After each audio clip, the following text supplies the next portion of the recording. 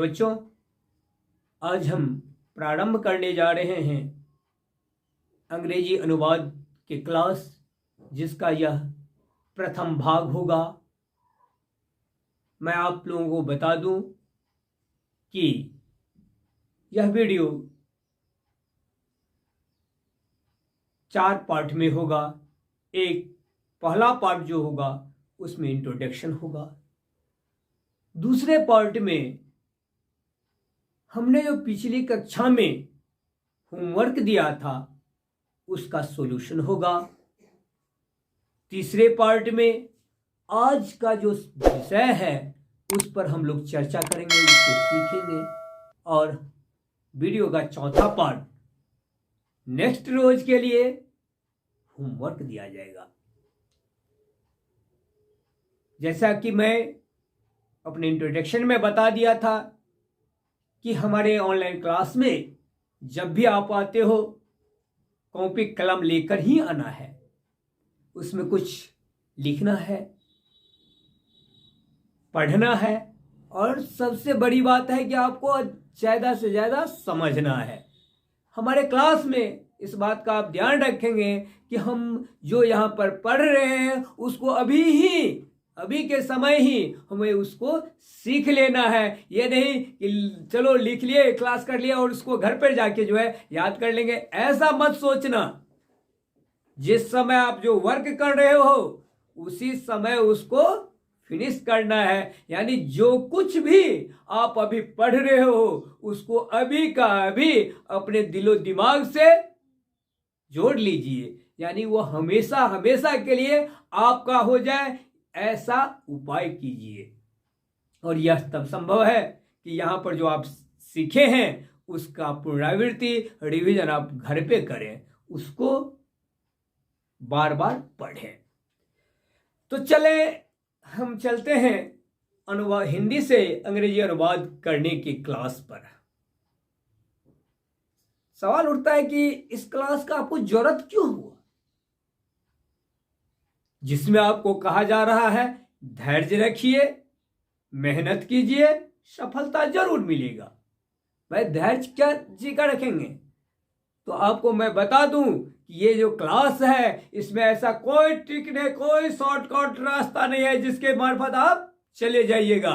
अपने लक्ष्य पर जाने के लिए आपको एक लंबी यात्रा पूरा करना होगा, जिसके लिए आपको पैशेंस रखना होगा। मैंने अपने इंट्रोडक्शन में बता दिया था कि आपको 20 से 25 क्लास बिना कुछ सोचे समझे हमें आपको देना है।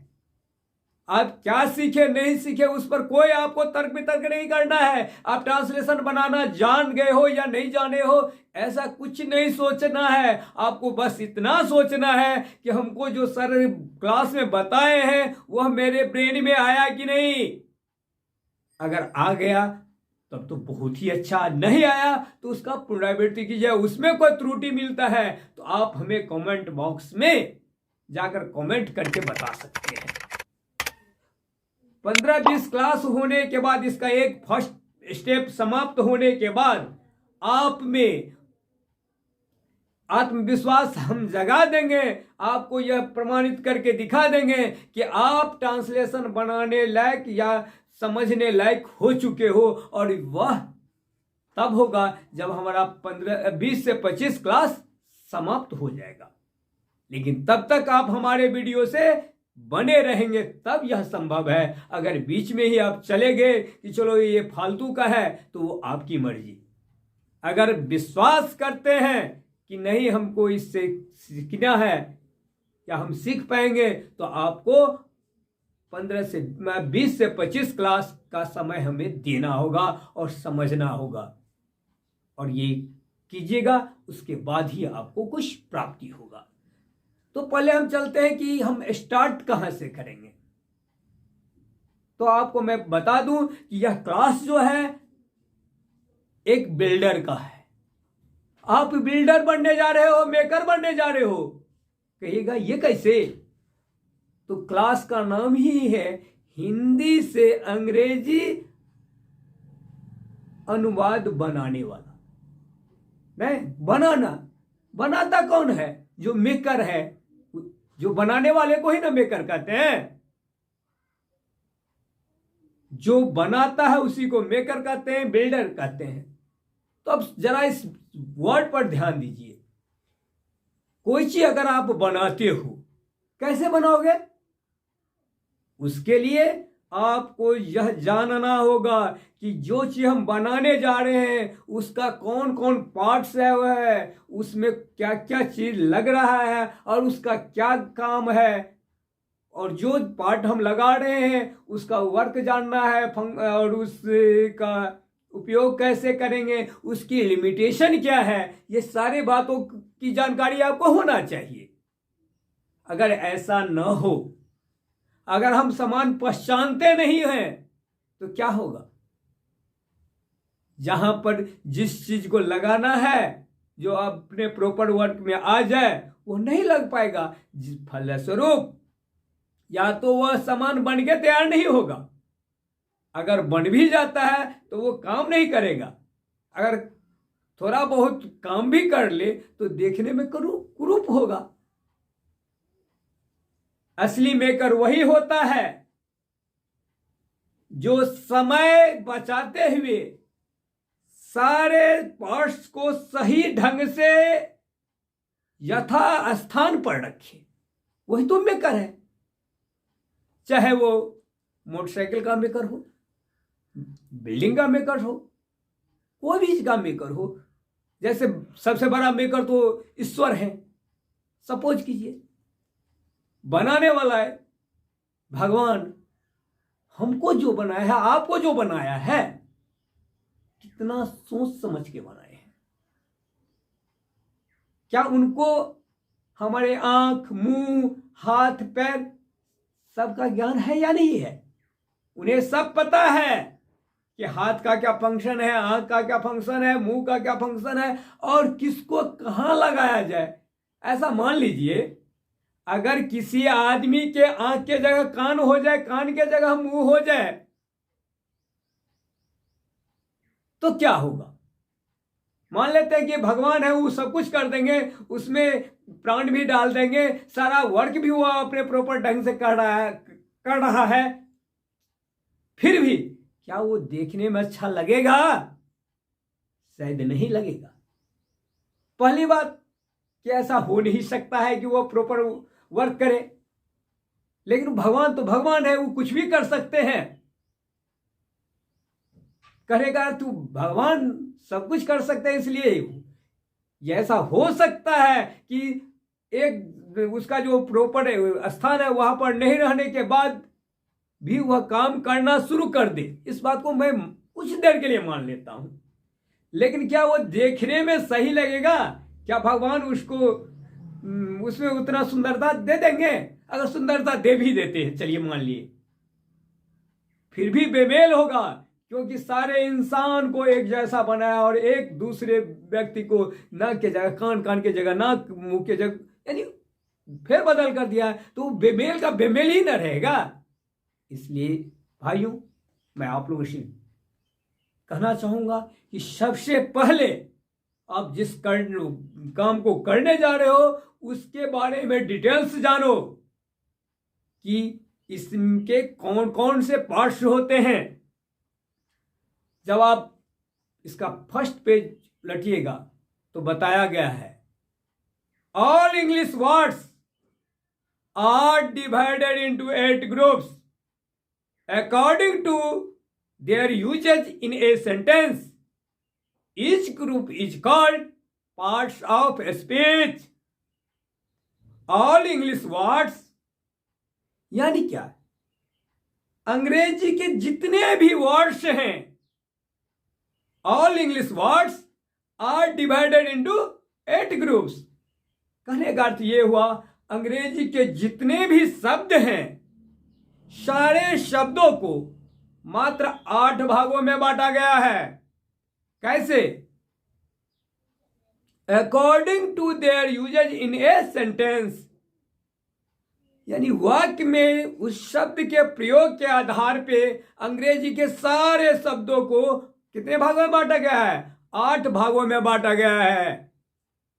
ईच ग्रुप इज कॉल्ड प्रत्येक भाग को क्या कहा गया है? पार्ट्स ऑफ स्पीच कहा गया है। तो आप समझ सकते हो कि अंग्रेजी के सारे शब्दों को 8 भागों में बांटा गया है और वही शब्द क्या कहलाता है? पार्ट्स ऑफ स्पीच कहलाता है। तो कहने का अर्थ ये है कि उसका जो 8 भाग है, अंग्रेजी का जो ये 8 भाग में जो वर्ड्स को डिवाइड किया गया है, पहले हमको सारे पार्ट्स के बारे में सही सही जानकारी लेना होगा। लेकिन हम ये सारी चीज सारे पार्ट्स के बारे में ग्रामर में पढ़ेंगे। यह आपका जो ट्रांसलेशन का क्लास है वह जटिल नहीं हो, इसलिए हम ट्रांसलेशन के क्लास में सिर्फ उसी पार्ट्स के बारे में पढ़ेंगे जिस पार्ट्स का जरूरत हमें ट्रांसलेशन में पड़ेगा। और जितने भी पार्ट्स हैं सारे पार्ट्स की जानकारी हम लोग किस में लेंगे? ग्रामर में लेंगे। तो चलते हैं, हम शुरुआत करते हैं ट्रांसलेशन के नियम से, और जिस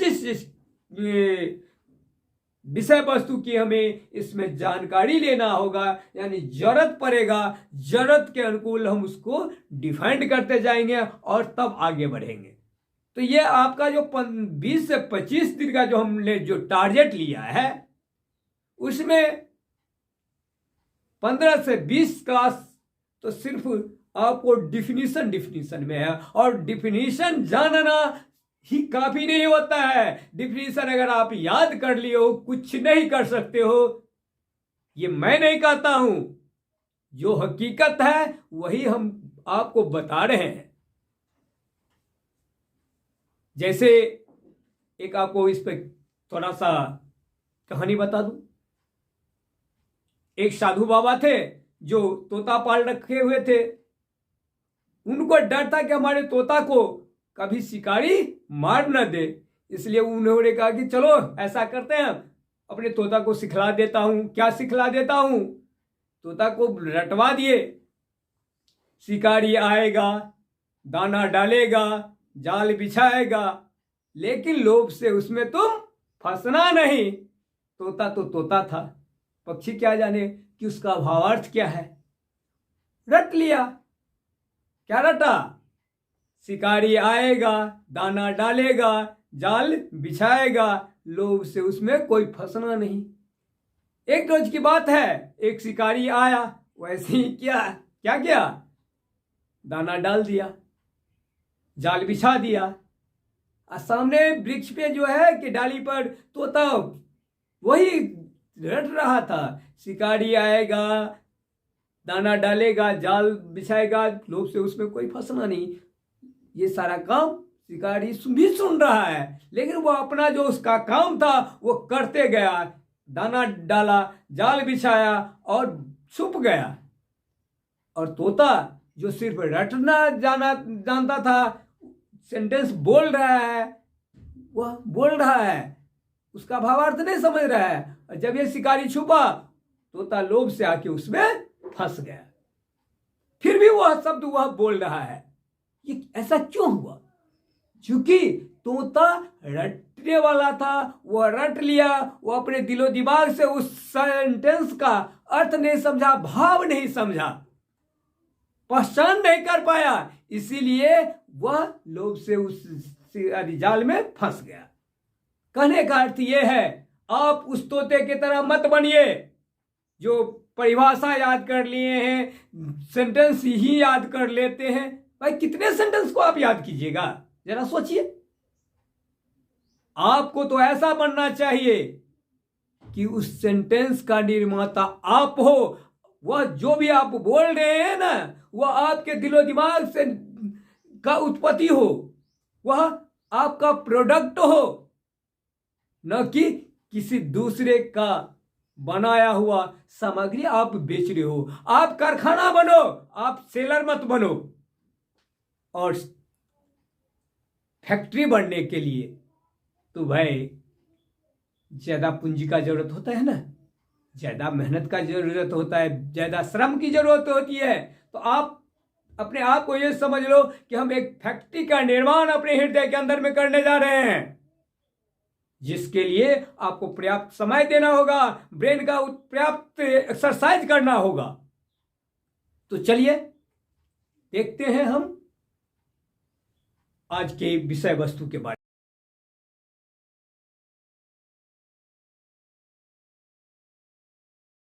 क्लास में प्रवेश करने से पहले आप अपने आप को इस रूप में प्रिपेयर्ड हो जाइएगा कि हमको क्या करना है, कितना लेबर करना है। तो आज हम देखते हैं अंग्रेजी ट्रांसलेशन का क्या नियम है। आप जब गौर कीजिएगा तो उसमें पाइएगा कि अंग्रेजी के जितने भी सेंटेंस हैं उसमें आपको मिलेगा दो ही रूल। क्या चीज? सिंगुलर सब्जेक्ट प्लस सिंगुलर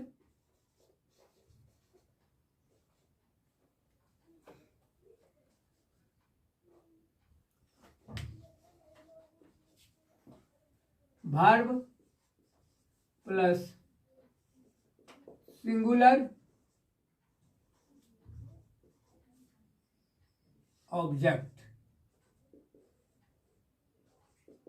दूसरा रूल है इसका plural subject plus plural verb plus plural object. ये क्या है? आप अंग्रेजी के जितने भी सेंटेंस हैं उसको उलट के देखिएगा तो निश्चित रूप से सारे सेंटेंस इस रूल को फॉलो करता है।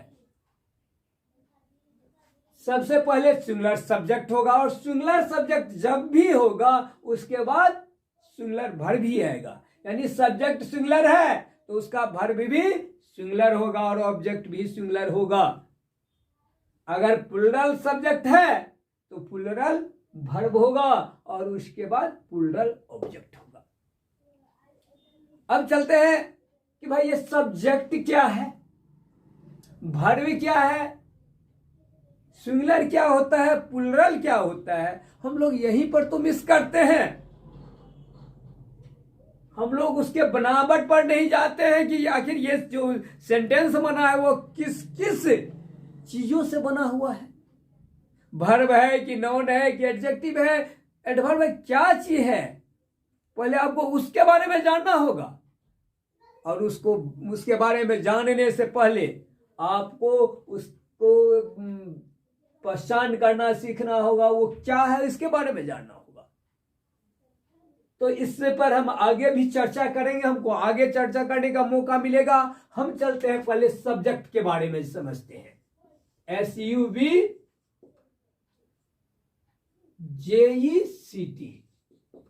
सब्जेक्ट।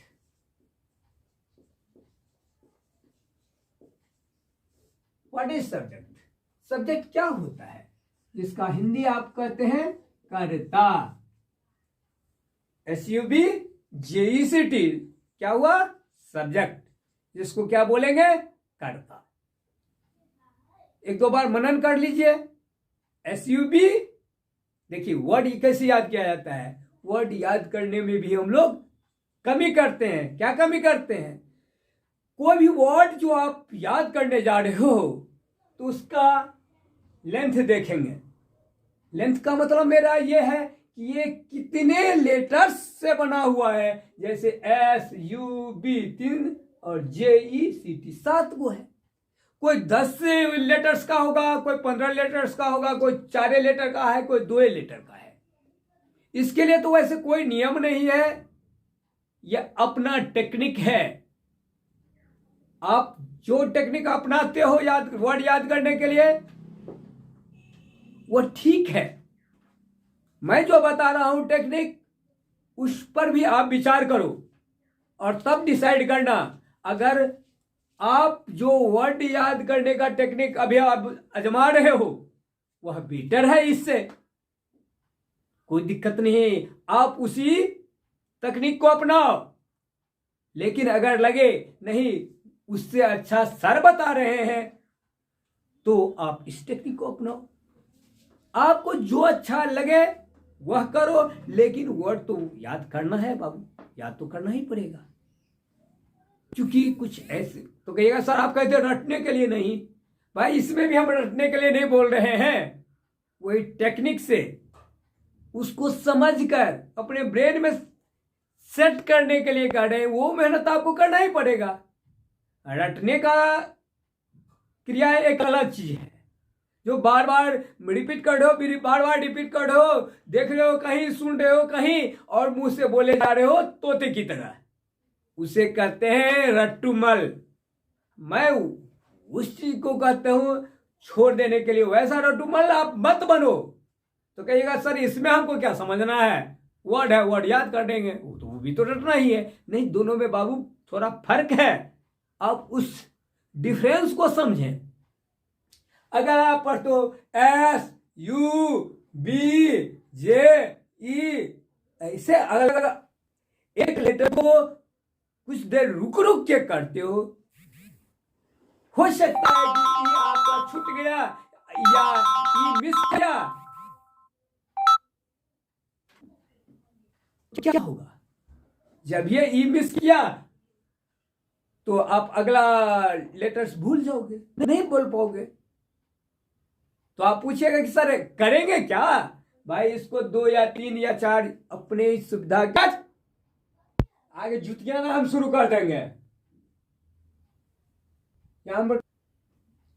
हाँ, तो मैं बता रहा था कि आपको वर्ड को याद नहीं करना है, उसको आपको ब्रेन में एक जगह देना है, वहां पर उसको एडजस्ट करके सेट करना है। तो एडजस्ट करने के लिए थोड़ा समय देना पड़ेगा। वो एडजस्ट कैसे करते हैं उसको देखें। जैसे आपको ये 7 लेटर का एक सब्जेक्ट शब्द है ना, SUB गिनती की ये 7 है, तो इसको 2 भाग या 3 भाग में बांट लोगे। कैसे बांट लीजिएगा, तो ये हमको एक ही साथ बोलना है। जब भी हम एस कहेंगे UB स्वतः कहा जाए, ठीक।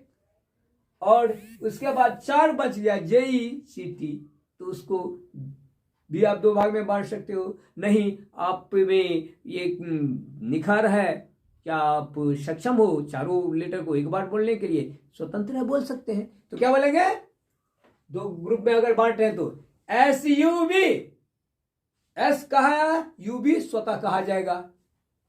3 लेटर को आप दे एक चेक बोर्ड से जाम कर दिया। जब ये S कहा बुलाएगा आपको सब्जेक्ट के, जब ये बोलने लगेगा S तो स्वतः कहा जाएगा SUB। उसके बाद JECT। ये जो 7 लेटर्स है उसमें आपको 7 जगह ब्रेन को डाइवर्ट नहीं करना पड़ेगा, 7 लेटर पर ध्यान नहीं देना होगा। वो आपका सिमट के आ गया कहां, मात्र 2 जगह, SUB JECT हो गया। तो इस तरह से आप वर्ड याद करो, किसी भी वर्ड को ऐसे ही ग्रुपिंग करके करोगे तो मेरे ख्याल से बेटर होगा अपेक्षाकृत SUB यानी अलग अलग करने से। तो चले अब चलते हैं विषय वस्तु पर। सब्जेक्ट मीन्स क्या हुआ, कर्ता। कर्ता आखिर हम कहते हैं किसे, क्या है डिफिनीशन कर्ता का, तो बहुत ही आसान है, जो काम करे उसे कर्ता कहते हैं। यानी करने वाले को क्या कहते हैं, कर्ता। देखिए है कितना आसान, काम करे कर्ता कहते हैं, यानी जो काम करता है उसको आप क्या करते हैं, कर्ता। राम खाता है, कर्ता क्या है, खाने वाला कौन है, राम, तो राम। वह जाता है, खाने वाला कौन है, वह, तो वह कर्ता। बहुत इजी है, लेकिन यह कर्ता का चुनाव बहुत ही जटिल भी होता है। जैसे हरी उजली गाय घास खाती है, उजली गाय घास खाती है। यहां पर क्या है, करता खाने, यहां पर काम हो रहा है खाने वाला, कौन खाती है, उजली गाय। तो उजली शब्द ही करता नहीं है, कौन करता है, उजली गाय। कर्ता एक शब्द का भी हो सकता है, दो या दो से अधिक शब्द का भी हो सकता है। कर्ता शुरू में भी आता है वाक्य, कभी कभी बीच में भी आता है और कभी कभी लास्ट में भी आता है। और ज्यादातर बच्चे इसी कर्ता के पहचान करने में असक्षम होते हैं। वह कर्ता को नहीं चूज कर पाते हैं कि हिंदी में जो सेंटेंस दिया गया है वो कर्ता है, उसमें है क्या। और जब आपको सब्जेक्ट नहीं पता रहेगा तो यहां पर जो फर्स्ट में जो आप लिखिएगा सब्जेक्ट, वो कहां से लाइएगा। फिर चलते हैं, हम नंबर को भूल जाते हैं कि भाई ये किस नंबर का सब्जेक्ट है। जब आपको पता नहीं है कि ये नंबर कौन है, सिंगुलर है या प्लूरल, तो आप वर्ब किस तरह का डालोगे, फिर ऑब्जेक्ट किस तरह का डालोगे। यही सब परेशानी आता है। हम लोग वर्ब को नहीं समझ पाते हैं, ऑब्जेक्ट को नहीं समझ पाते हैं, उसको क्लासिफाइड नहीं कर पाते हैं। तो ये सारे दिक्कतें आती है। इसलिए हम जब ट्रांसलेशन बनाना शुरू करेंगे उससे पहले इस सारे परेशानी को दूर कर लेंगे, ताकि हमको रुक रुक के काम यानी ट्रांसलेशन बनाना छोड़ के फिर इसको नहीं देखना पड़े। यानी जो हमको जरूरत की सामग्री है, जिस चीज से हम बनाएंगे, जो औजार हमें चाहिए, उस सारे को हम अपने टेबल पर सजा के रख लेना चाहते हैं, ताकि हमको इस लैब से यानी इस क्लास से उठ के दूसरे क्षेत्र में नहीं जाना पड़े उस सामान को पिकअप करने के लिए। असली कारीगर, असली निर्माता वही हो है जो उसमें रिक्वायर सामग्री, जो उसमें औजार का जरूरत है, यानी जिस चीज का जरूरत हो वह अपने आस पास में ही एकत्र करके रख लेता है। जब जिस चीज का जरूरत हुआ यूज किया, फिर उसको उस स्थान पर रख दिया। इसीलिए हम जो ट्रांसलेशन बनाने जा रहे हैं, इसका मतलब है कि हम मेकर हैं, हम निर्माता हैं। आप ट्रांसलेशन बनाना सीखने जा रहे हो तो आप अपने आप को यह समझ लो कि हम मेकर हैं, हम बनाने वाले हैं, हम फैक्ट्री में है, हम कुछ चीज, किसी भी चीज का उत्पादक हैं, हम प्रोडक्ट तैयार कर सकते हैं। तो प्रोडक्ट जब आपको तैयार करना है, प्रोडक्ट यहां पर क्या तैयार होगा, हिंदी इंग्लिश का सेंटेंस। तो हिंदी इंग्लिश सेंटेंस बनाने के लिए आपको जिस जिस शब्द का जरूरत पड़ेगा, सब्जेक्ट का हुआ, एडजेक्टिव का हुआ, नाउन का हुआ, प्रोनाउन, यानी जिस जिस सामग्री का जरूरत है उसे आप कॉपी में रो बाय रो तो उसके नाम से हम चिन्हित करके रख लेंगे। देखते होइएगा कि दवा की दुकान में जाइएगा तो उसमें क्या लगा रहता है, रैक में लिखा रहता है कि किस रैक में किस ग्रुप का दवा है। अगर शो नहीं जानकारी रहेगा तो क्या होगा, खोजते खोजते खोजते खोजते बेचारा परेशान हो जाएगा, कस्टमर वापस चला जाएगा। इसलिए उसको हम रैक में सजा के रखेंगे। तो हम आने वाले क्लास में क्या करने जा रहे हैं, सबका एक ढांचा तैयार करेंगे कि भाई सब्जेक्ट में क्या सब आ सकता है, उस शब्द को एक जगह रखेंगे। सिंगुलर क्या है, प्लूरल क्या है, एडजेक्टिव क्या है, उसमें क्या सब आता है, नाउन क्या है, उसमें क्या सब आता है, उसको एक सही तरीके से हम एक चार्ट बना लेंगे। और जब हम ट्रांसलेशन बनाने का काम शुरू करेंगे, जब हमारा प्रोडक्ट शुरू हो जाएगा, तब हम उसमें से एक सब्जेक्ट चूज करेंगे, उसको पिकअप करेंगे। यानी जो जो आपका ढांचा क्या है, वही बनावट तो है। फर्मा जिसको हम लोग कहते हैं, फर्मा क्या है, वो एक नमूना होता है, वो ढांचा बना बनाया रहता है, उसमें जैसा आप सामग्री डालोगे वैसा ही सामान निकलेगा। तो आप पहले क्या करते हो, सारा सामान एडजस्ट कर लिए कि कौन सामान कहाँ है, कितना है। फिर उसका नमूना लेते हो, ढांचा, और उसमें डाले, रेडी, तुरंत रेडी हुआ सामान।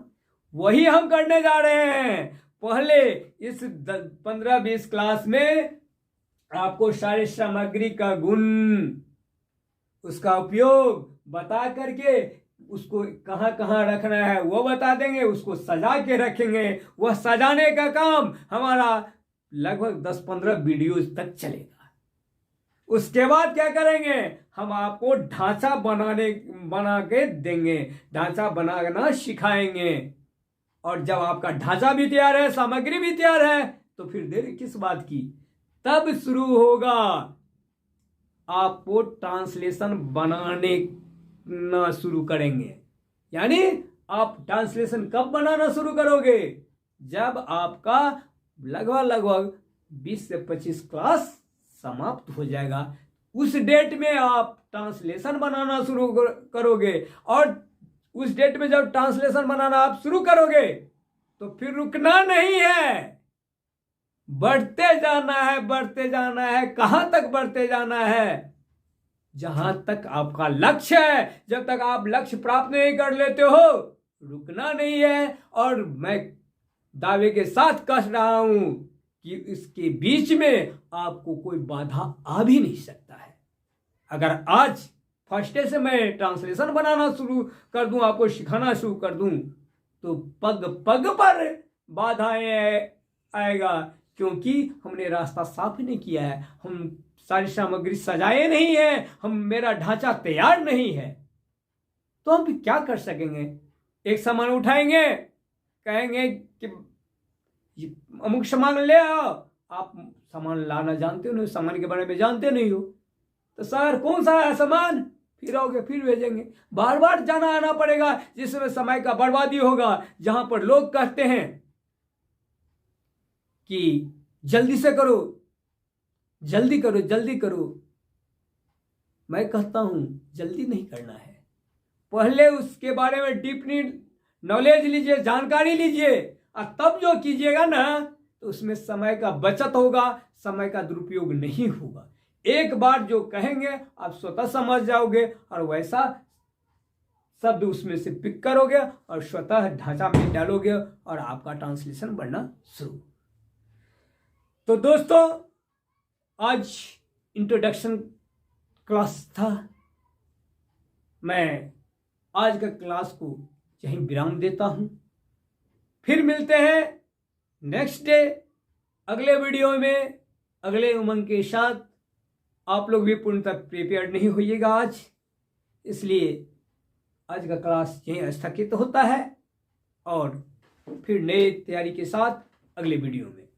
तो मैं पुनः एक बार आप लोगों को दीपावली की हार्दिक शुभकामना देता हूं।